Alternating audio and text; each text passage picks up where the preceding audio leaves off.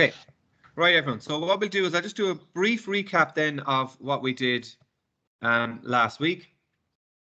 So again, the session 1 is really, really important about building the actual relationship with the parents that they come. So when the parents arrive at session 1, you will see here that's very important that we welcome them and make them feel welcome and outline what the program is about and really kind of set the tone of this being a supportive, collaborative atmosphere of where we're all here just to kind of learn together, and really it's focused on just building confidence for the parents. Okay, so as mentioned, next week on Friday the 1st of April we'll be receiving facilitator training from Paul Dicker, and I spoke to Paul there yesterday, so he's really, really looking forward to working with the group next week in Kildare Education Centre. So Paul will give you some tips and tricks that you can easily do to build a nice atmosphere from the very start with the group when they turn up. Okay, so that will be about the welcome. We're going to work on a lot of that next week.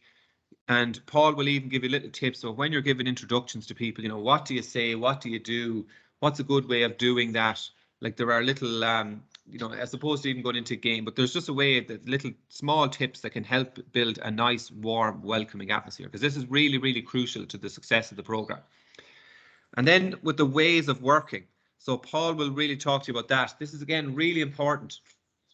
So when the class or when the session is up and running, that everyone is very clear about what the purpose of the session is and what are the norms. So when the class is going, you know, of course, people are going to need assistance at different points and people will need help. So, and then people also need to be really clear on what we're working towards. So that's the ways of working. So they will be agreed in session 1. And again, Paul will work with us next week on ways of which you can work with your group on developing those really simple exercises. But again, really nice atmospheres, a really nice way of doing it. And Paul has a really good way of, a really simple way that you can support people in doing that. Okay, so I'll fly through session 1 again really, really quickly, but just what are we trying to do in session 1? And again, all of the sessions follow the same kind of model. So we'll introduce our objectives at the start. We'll work through those objectives and then we'll review the objectives at the end of the session. So session 1, we're just introducing the PEDL program. So just give a brief overview of what it's about. And then we'll talk about VSware. Really important with VSware, and I know we have some people here who are new to the program, that the content that we are giving you to use in each school, you will have to take it and adapt it to however the technology is being used in your own school. So for example, with VSware in particular, some schools will use VSware for everything, and some schools will use VSware for only small things. So one of our schools would use VSware. All the reports go out in VSware. All of the attendances go out in VSware. The behaviors go out in VSware. You can send mails to the office and the year head in VSware. And some of our schools use it for attendance only. So how much you do in that in session 1 depends on how much VSware is used in your school. That is a conversation that your homeschool liaison will kind of lead. So your homeschool liaison will lead out on that part there.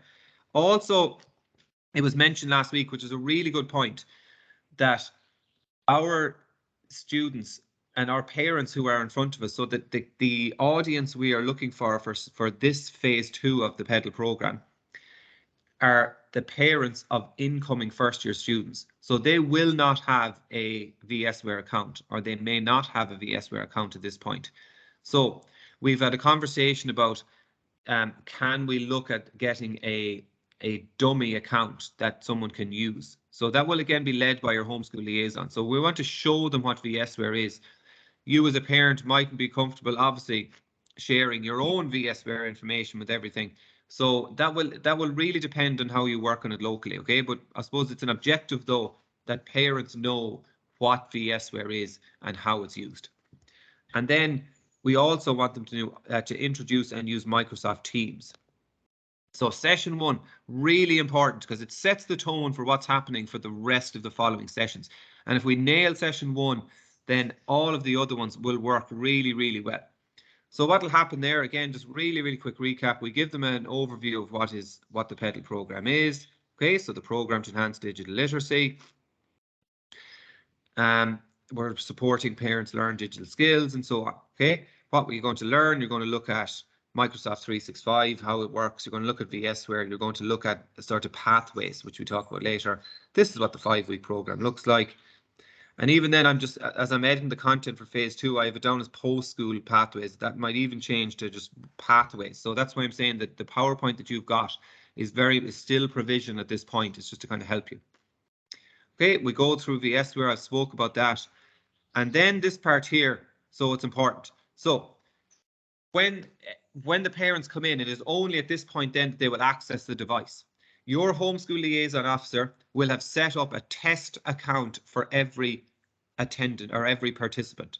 So each parent that come in, they will have a student one at portlaoiscollege.ie, okay, or whatever it is your school. So then at this point, your homeschool liaison and you will have access to a device that will be projected up on the screen, and you go, okay, this is what the school's digital learning platform is. It's Microsoft 365. I'll go through this with you when I stop recording as well. So you just give a quick demo, and then at that point, we give everyone their login details. We ask them to go to office.com, or if you're using an iPad, we'll say open up the Office app, and then we'll get them to log in using their using the password that they have got, and then we will get them to join a team. So we'll get them to join, in this case, a Microsoft team, like I have one set up here for PEDL in one of our schools in Oaklands. Okay, so we will get them to join this team. Okay, again, how that's done, they will log in and they'll just click here, join or create a team. And then when you do that, we will have your homeschool liaison will have developed a code, and they will enter the code, and then they will join that team. Okay, so by the end of this, then we can get them to go in and they can start writing notes on the message board and the chat, and they can send messages back and over. And if we have that done by session 1, we're all happy. Because once they're set up on the team in session 1, we can go straight into the work then in session 2. Okay?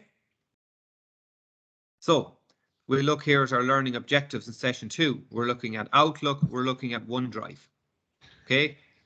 So we will, again, what the parents or the participants will do, they will turn up, we'll say, okay, everyone, log into your computer, log into your team, and we then can put up a sort of checklist on how to use Outlook, how to use OneDrive. We will have that information put up on the team.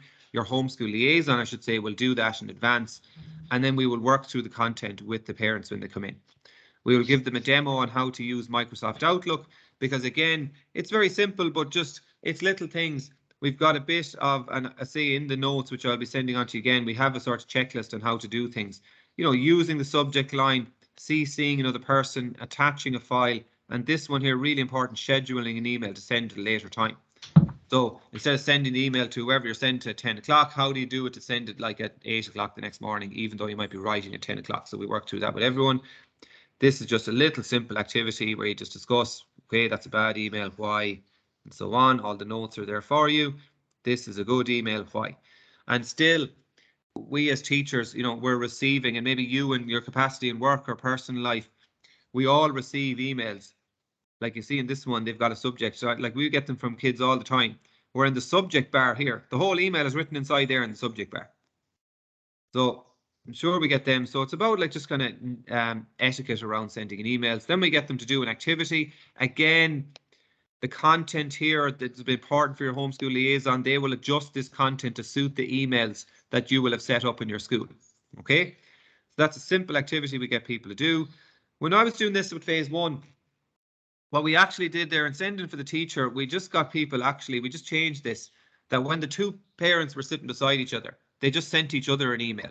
So we don't need to be too like clued into this. Like, so if it's test1 at school1.ie, and if the person beside them is test2 at school1.ie, they can just send each other an email. You know, there was a bit of crack in that. You can just do things like that if you want. Okay. So then we just go through the checklist with Outlook. Again, I know we went through this last week, so I'm just going to bomb through it. And then we go at demo in OneDrive. Again, that one is important. When we looked at it last week, you can see when we get our students to log into their OneDrive, again, this is really important that, and again, I'll show it after. I suppose I just don't want to, when I'm recording, because I've got all my own stuff in there. but when we are using OneDrive, that we have folders set up for each of our subjects, so that it's not when you go into your OneDrive that all the files are there, so that we're keeping a good file management system from the off. And that's why this is really good, that we can get this into play with our students who are coming into first year next year. If we get these practices in first year, then they'll follow them through for the rest of their time in school. Then we do a very simple thing: open up a folder in OneDrive, call it English, create a Word document, title the document English homework, and then share the folder with, again, you could just share it with the person beside you. You know, you just do this as you see fit at the time. Then we do your little checklist. And then that is session 2. So each time as you see, we're just building skills and confidence as we go through the sessions of simple things. So that what is the purpose now? So now at this point, that when the student now starts off in first year, that parent's saying, okay, you're set up, have you got your email? Okay, brilliant. Okay, lovely. Have you set up your OneDrive, and how are you using it? So as opposed to being like, they're just offering them the best tools of use it. As we know, at that age, our students can be you know, might take direction too well at that point, and they get home and they know everything. But it's just good that you know, and you can have a conversation with them about it as a parent. Look, here's a good way of using OneDrive. Have you looked at using this way? When you're sending an email, here's a good way to use it. Okay, brilliant. Now we're into session 3. So this is really what we're sort of honing in on today. So what are we doing today now in session 3? So remember, at this point, all of our parents, all of our participants in the course, they will be able to log into Teams. They will be able to use the chat function on Teams. So if I go back in here, they will be, when they log into their Teams, they will be able to go into this. It'll say PEDL 1 at whatever your school name is. And you can see then they'll be able to go to the chat. They'll be able to put in their a comment in the chat. They'll be able to see all of this stuff here. Okay, it will obviously be blank when they start off, but that's what they'll be able to see. Now, next, at this point then, they will come in, and now they will be able to go into their OneDrive and everything. We're moving it on a bit now here, where we're going to start using assignments, right? So this assignments tab over here. Okay, so we're going to be doing this assignments tab. So by the end of this, a parent will be able to log into their team, be able to click on assignments, be able to check if an assignment has been there, and then they'll be able to open the assignment and turn it in. Okay? Because this is what happens in schools every day. A teacher is giving out the homework, they're putting it onto Teams. The student then goes home, they might take a picture, they might attach it to the homework, and they'll return it then on Teams. Every day in our schools, this is happening. So it's just that for those parents who mightn't have the skills or mightn't have the confidence in being able to support their son or daughter do this, this is what we're learning to do. Now, I'll go back here again. So let's look at session 3. So today we're looking at Word. And while we're doing Word, they're just going to do a little bit of research on what are the local colleges or training centres that are around them. So subtly we're building in the importance of lifelong learning and education. So even though your son or daughter might be in first year, that you're just building up your sort of knowledge about what additional educational supports or facilities or pathways are in your neighbourhood. Okay, subtly, that's all. So you're just kind of learning that knowledge. So at the time, whenever your son or daughter or a son or daughter of the participant in class, whenever they come to them and say, oh my God, I'd love to do this, then you know then how you can go and look up the information. You're not going to have the answers. They might listen to you anyway, but at least if you yourself were able to look up the stuff, that would be brilliant. Now, so what happens then? We're going to then go in, and you then, as the facilitator, will open up Microsoft Word. So you will do this, remember, you will go in, you'll be presenting up onto the screen with whatever device that you have as provided by your school. You log into your Office 365 account. You log into your OneDrive, which again I'll demo when I stop recording.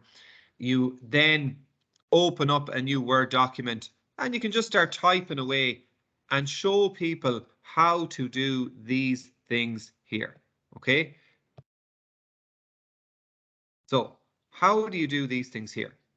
Now, some of them you will find. So like, again, adapt these, and I need to really go back over them again because I've kind of changed them from phase 1 to phase 2. So in my notes, I need to go back over again because I was even looking at it again during the week.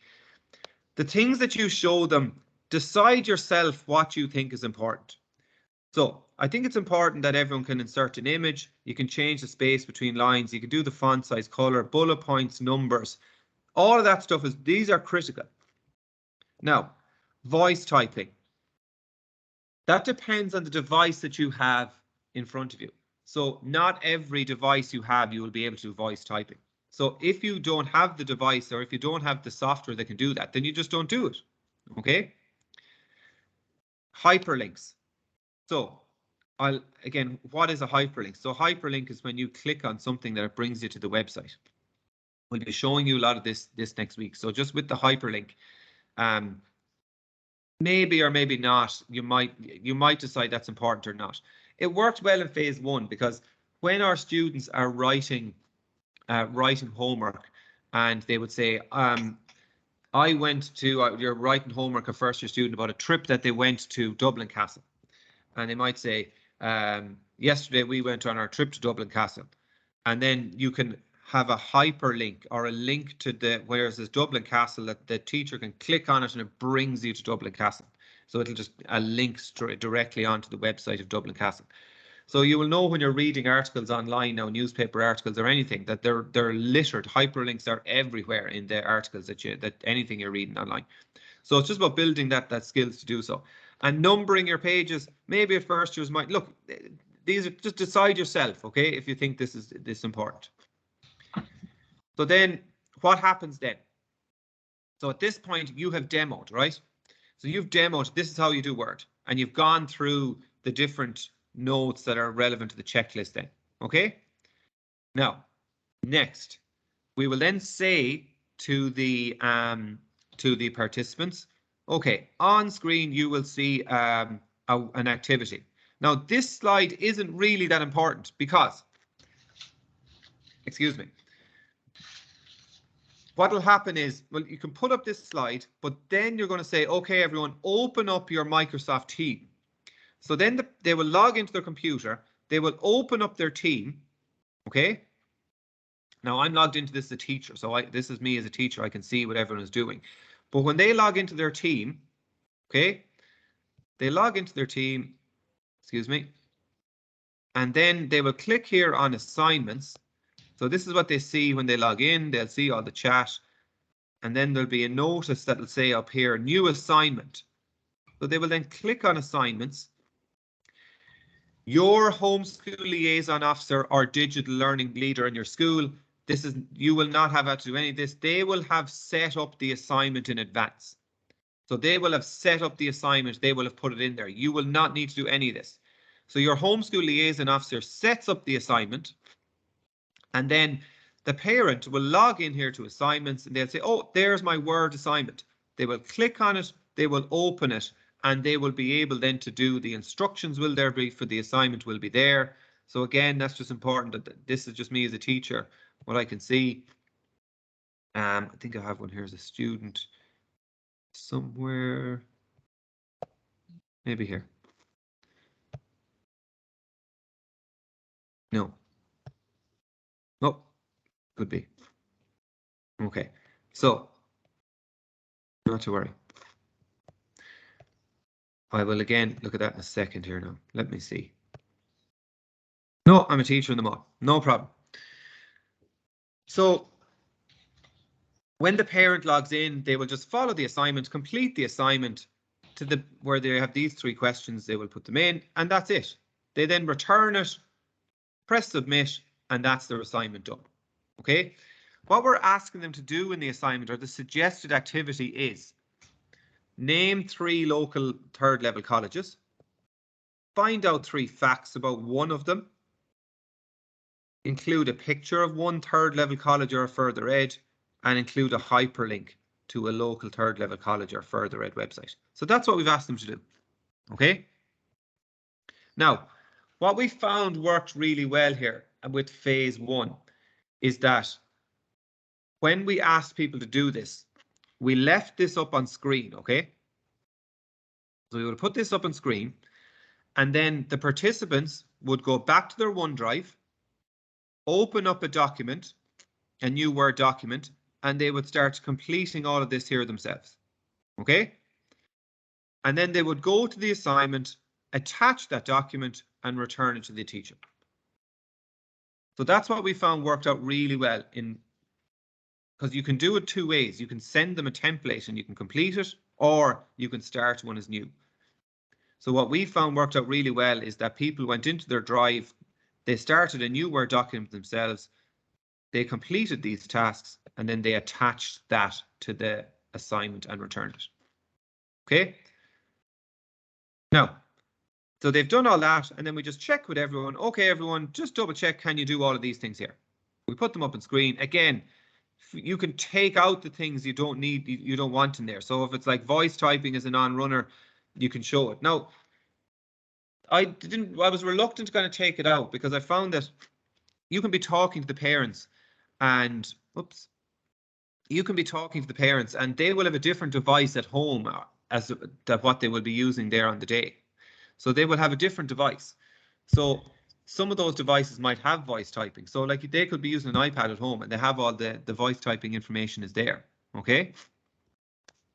So it can be worth mentioning because for students with disabilities or additional educational needs, voice typing, particularly some students who have dyslexia, voice typing can work really, really well. Lovely. That's session 3. Okay. So it's really about Microsoft Word. And again, we would have thought when we planned out this with phase 1 that like Microsoft Word, so that'll take half a session. You know, that might take half an hour. But we very quickly changed it because by the time everyone comes in and you're working with each other and demoing and working back and figuring out teams, it takes an hour, you know. And you can do different things. You can, if you find that some people are moving on, then you can ask them to do different things or put in a bit more content into their Word document. Do a little prize. Whoever does a good one, give everyone a Cadbury's Karma. Whatever you want to do there on the morning. Okay. Super. That is Word.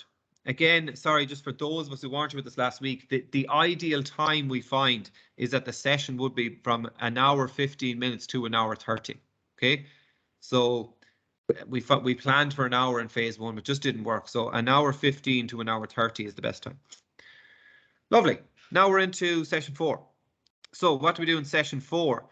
Exact same formula as what we did in session 3, except this time the focus is on Microsoft PowerPoint. Okay. So what do we do here? We introduce and we use PowerPoint. We complete an assignment on Teams, and the assignment then is kind of based around the apprenticeship program. So we get everyone, we say, you then as the parent or the facilitator will go up in front, you go, right, everyone, open up PowerPoint, you will go log into your Office 365, open up your OneDrive, open up a new PowerPoint, and then you will demo how to do these things here.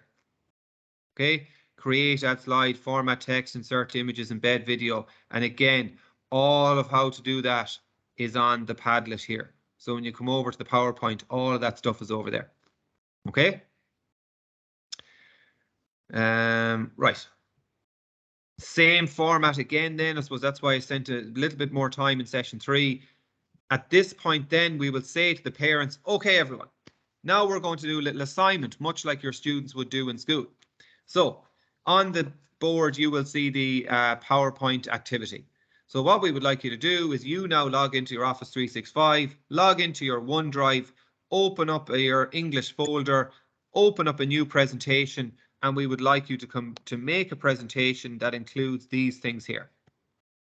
Okay, so they'll be working away on that. That'll take could take half an hour. You just judge it there how it's going with people, because there'll be lots of people will need help about creating new slides, about putting in the videos, about putting in pictures, and some people will go mad entirely and want to be putting in all sorts of different things and changing themes and colors and everything.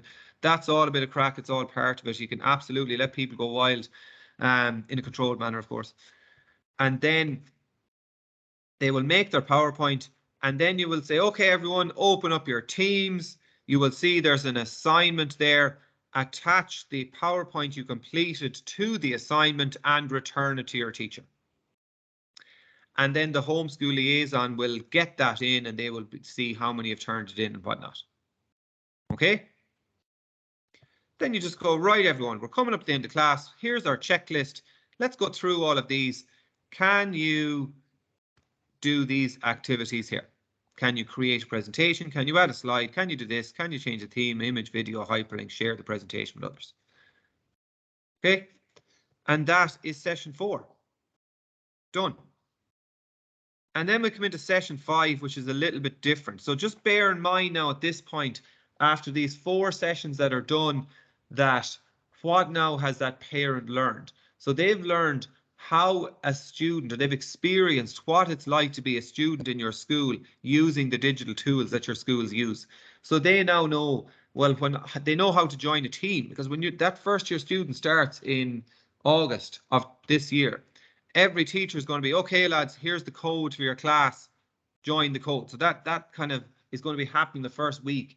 Your student or son or daughter is going to come home. They're going to be like, oh, I'm joining more teams, and they're going to be, that language will be very quickly become part of the daily routine of school. So they will be joining a team. And so now the parent will have experienced what it's like to join a team, to be able to use the chat function, to be able to use their Office 365 account, which every student will have, to have good ways of like folder management or file management in their OneDrive, and then being able to return to do an assignment and return to their teacher on Microsoft Teams. So that's what they will have learned over the first 4 weeks. Okay. Then now we're kind of shifting tact a little bit here. Well, a good bit actually. So now what are we doing? Again, your school will have done this, and this is important. Again, I'll be talking to the homeschool liaisons about this, or working with them on developing this content out just a little bit more, because schools will have had junior cycle information. They will have had open nights and information sessions where they will have covered some of this content. So I've put in suggested content here for session 5. This is about like helping those parents of incoming first years to gain the language of junior cycle, because it's a little bit different. So all of us, we did the junior cert. You're all young and healthy looking individuals, so I'm quite sure that no one here did the inter cert, right? So it was the junior cert that all of us did here, and then I did the language has changed from junior cert to junior cycle. So we're just helping those parents who haven't gone through it before. Here are some of the things that the language that you will hear associated with junior cycle. Okay. And then we'll look at how you can research education pathways. And this pathways part can work for the participant themselves or work for the student. So we're building their skill, or just giving them an insight into how they can look up for additional training. And this can work kind of subtly. That we found this in phase 1. We started like, okay, how would you do it for your son or your daughter? But really what happened is most of the participants started looking at stuff they could do themselves, additional training courses that were on. And then we even brought it on to another level where we got people in from the adult education sector to come and talk to the parents. Again, all of that can happen. Depends how you work it in your own place. So there's good flexibility here. So what do we do then with junior cycle information? Here are some of the things that they talk about all the time: subjects, short courses, CBAs, assessment tasks, well-being, and exams. Okay. Now, this looks different in every school. So again, your homeschool will take this content and adapt it to suit whatever it is in your school. So some schools might not run any short courses, and some schools will. So your homeschool will work and talk you through that, about what that looks like in your school. So some schools might have 8, what we'd say, subjects. So your Irish, English, maths, history, geography, your science, your business, your woodwork, your metalwork, your engineer, your technology, your home ec. They're what we call your subjects. Okay. Then there are short courses in things like coding, philosophy, digital media. Okay. Not every school does them, and not every school. I think coding is quite popular in a lot of schools, or digital media literacy is quite popular in a lot of schools. So that just needs to think about, well, what is happening in our school, and your home school will do that.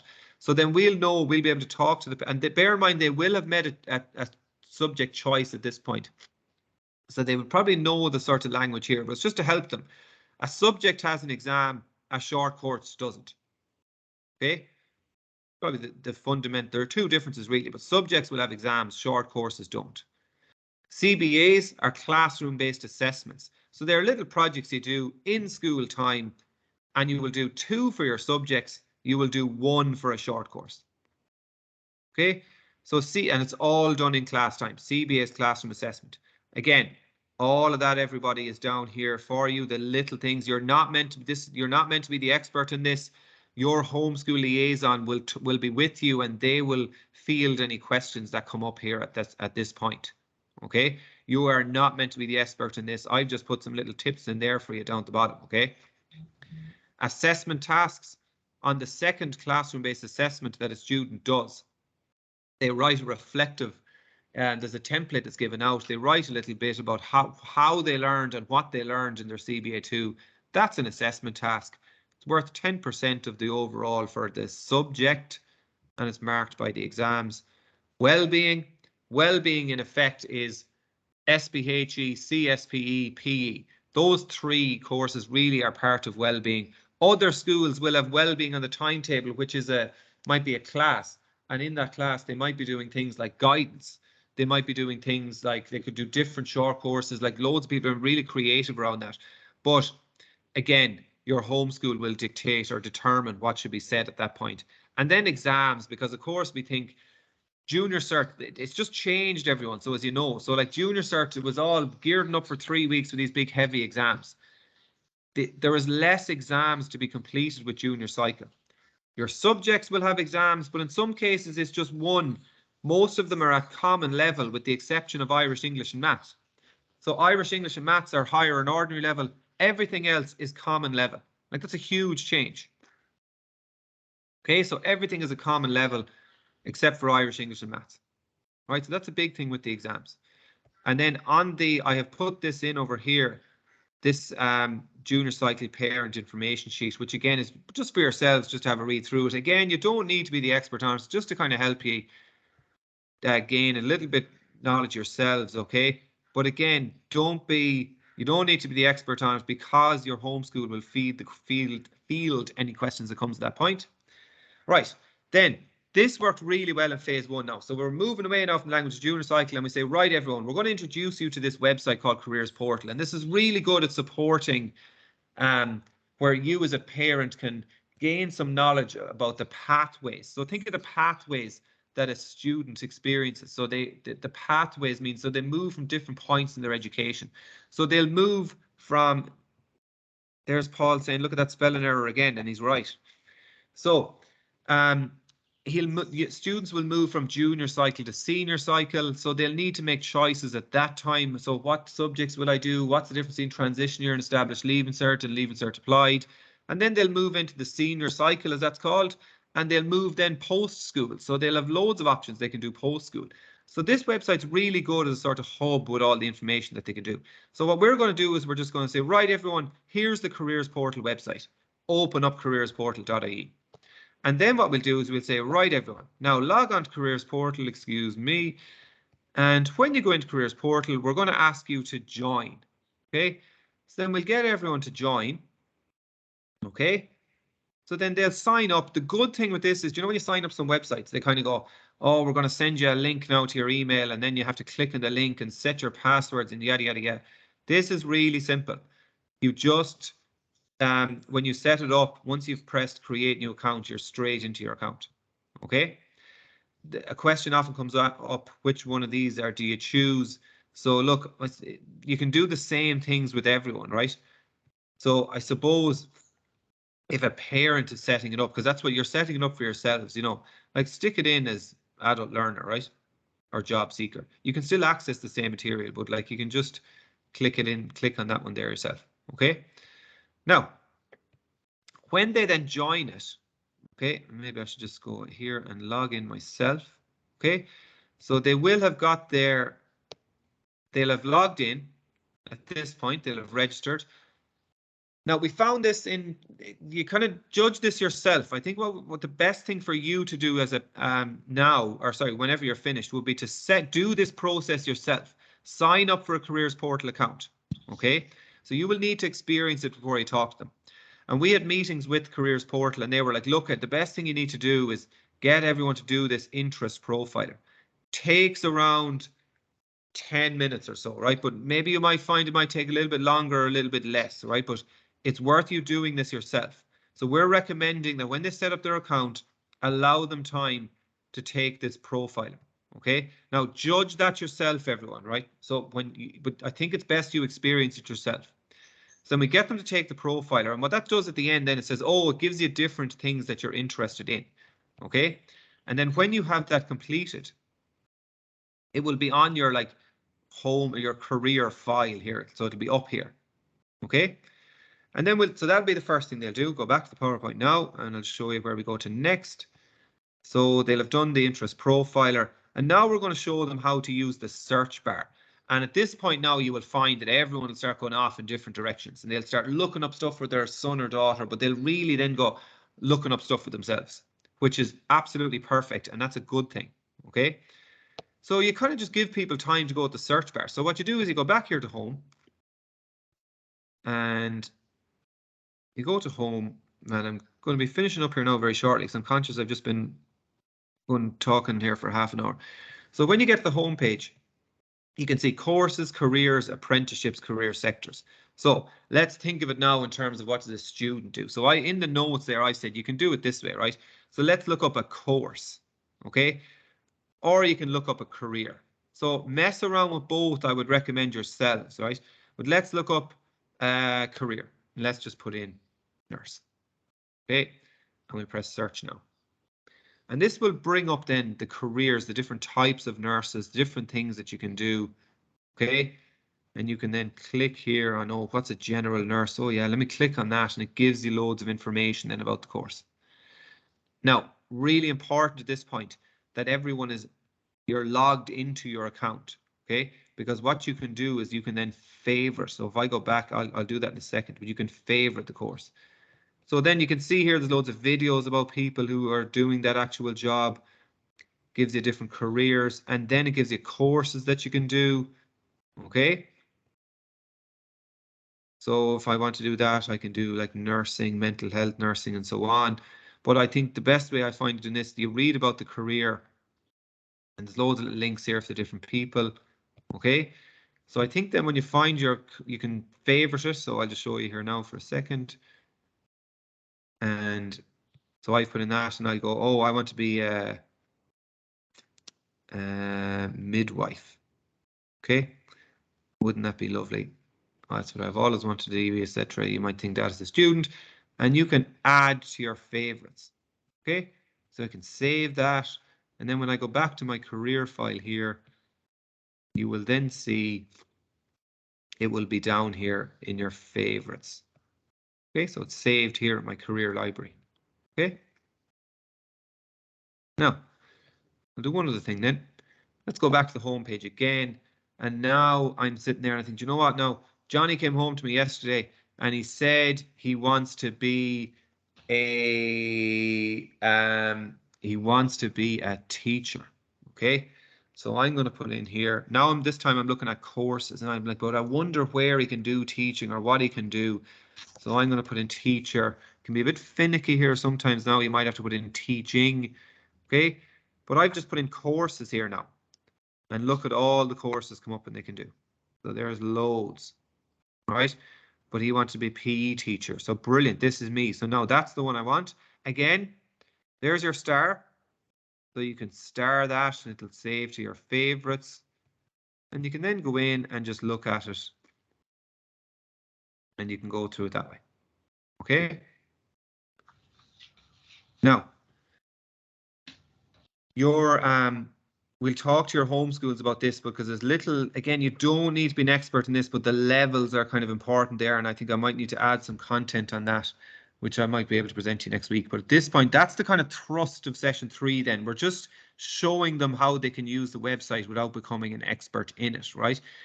And then what you can do is, so again, when I did this in phase 1, when we did this in phase 1, we found that it worked quite well that the person came in from the adult education and they kind of led people through that. Okay. And that is session 5 done. And now I will stop recording after that half an hour. Super.